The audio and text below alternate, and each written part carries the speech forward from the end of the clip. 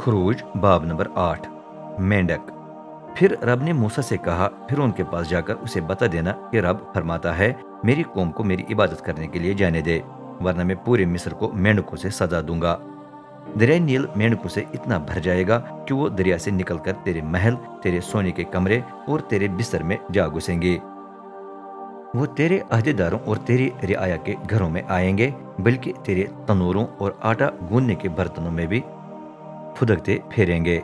मेंढक तुझ पर, तेरी कौम पर और तेरे अहदेदारों पर चढ़ जाएंगे। रब ने मूसा से कहा, हारून को बता देना कि वो अपनी लाठी को हाथ में लेकर उसे दरियाओं, नहरों और जोहड़ों के ऊपर उठाए, ताकि मेंढक बाहर निकलकर मिस्र के मुल्क में फैल जाएं। हारून ने मुल्क मिस्र के पानी के ऊपर अपनी लाठी उठाई तो मेंढकों के गोल पानी से निकलकर पूरे मुल्क पर छा गए। लेकिन जादूगरों ने भी अपने जादू से ऐसा ही किया, वो भी दरिया से मेंढक निकाल आए। फिर उन्होंने मूसा और हारून को बुलाकर कहा, रब से दुआ करो कि वो मुझसे और मेरी कौम से मेंढकों को दूर करे, फिर मैं तुम्हारी कौम को जाने दूंगा, ताकि वो रब को कुर्बानियां पेश करें। मूसा ने जवाब दिया, वो वक्त मुकर्रर करें जब मैं आपके अहदेदारों और आपकी कौम के लिए दुआ करूं। फिर जो मेंढक आपके पास और आपके घरों में हैं, उसी वक्त खत्म हो जाएंगे। मेंढक सिर्फ दरिया में पाए जाएंगे।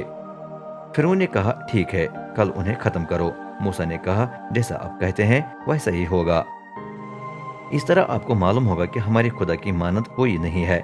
मेंढक आप, आपके घरों, आपके अहदेदारों और आपकी कौम को छोड़कर सिर्फ दरिया में रह जाएंगे।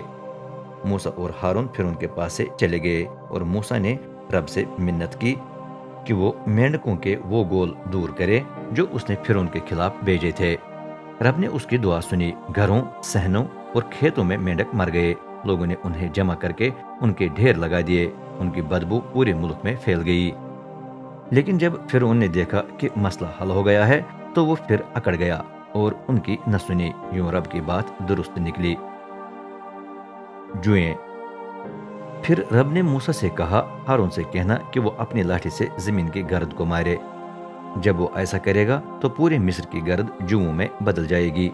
उन्होंने ऐसा ही किया। हारून ने अपनी लाठी से जमीन की गर्द को मारा तो पूरे मुल्क की गर्द जुओं में बदल गई। उनके गोल जानवरों और आदमियों पर छा गए। जादूगरों ने भी अपने जादू से ऐसा करने की कोशिश की, लेकिन वो गर्द से जुएं न बना सके। जुएं आदमियों और जानवरों पर छा गईं। जादूगरों ने फिर उनसे कहा, खुदा की कुदरत ने ये किया है, लेकिन फिर उन्होंने उनकी न सुनी। यूं रब की बात दुरुस्त निकली। काटने वाली मक्खियां। फिर रब ने मूसा से कहा, जब फिरौन सुबह सवेरे दरिया पर जाए तो तू उसके रास्ते में खड़ा हो जाना। उसे कहना कि रब फरमाता है, मेरी कौम को जाने दे, ताकि वो मेरी इबादत कर सके, वरना मैं तेरे और तेरे अहदेदारों के पास, तेरी कौम के पास और तेरे घरों में काटने वाली मक्खियां भेज दूंगा। मिस्रियों के घर मक्खियों से भर जाएंगे, बल्कि जिस जमीन पर वो खड़े हैं वो भी मक्खियों से ढांकी जाएगी। लेकिन उस वक्त मैं अपनी कौम के साथ जो जश्न में रहती है फर्क सलूक करूंगा। वहां एक भी काटने वाली मक्खी नहीं होगी। इस तरह तुझे पता लगेगा कि इस मुल्क में मैं ही रब हूँ।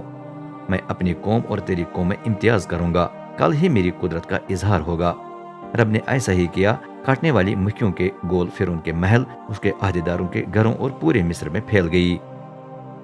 मुल्क का सत्यानाश हो गया।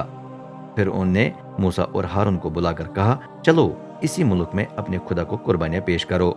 लेकिन मूसा ने कहा, यह मुनासिब नहीं है। जो कुर्बानियां हम रब अपने खुदा को पेश करेंगे वो मिस्रियों की नजर में गुनाहवनी है। अगर हम यहाँ ऐसा करें तो क्या वो हमें संसार नहीं करेंगे? इसलिए लाजिम है कि हम 3 दिन का सफर करके रेगिस्तान में ही रब अपने खुदा को कुर्बानियां पेश करें, जिस तरह उसने हमें हुक्म भी दिया है। फिर उन्हें जवाब दिया, ठीक है, मैं तुम्हें जाने दूंगा, ताकि तुम रेगिस्तान में रब अपने खुदा को कुर्बानियां पेश करो। लेकिन तुम्हें ज्यादा दूर नहीं जाना है और मेरे लिए भी दुआ करना। मूसा ने कहा, ठीक है, मैं जाते ही रब से दुआ करूंगा। कल ही मक्खियां फिरौन, उसके अहदेदारों और उसकी कौम से दूर हो जाएंगी। लेकिन हमें दोबारा फरेब न देना, बल्कि हमें जाने देना, ताकि हम रब को कुर्बानियां पेश कर सकें। फिर मूसा फिरौन के पास चला गया और रब से दुआ की। रब ने मूसा की दुआ सुनी। काटने वाली मक्खियां फिरौन, उसके अहदेदारों और उसकी कौम से दूर हो गईं। एक भी मक्खी न रही। लेकिन फिरौन फिर अकड़ गया। उसने इसराइलियों को जाने न दिया।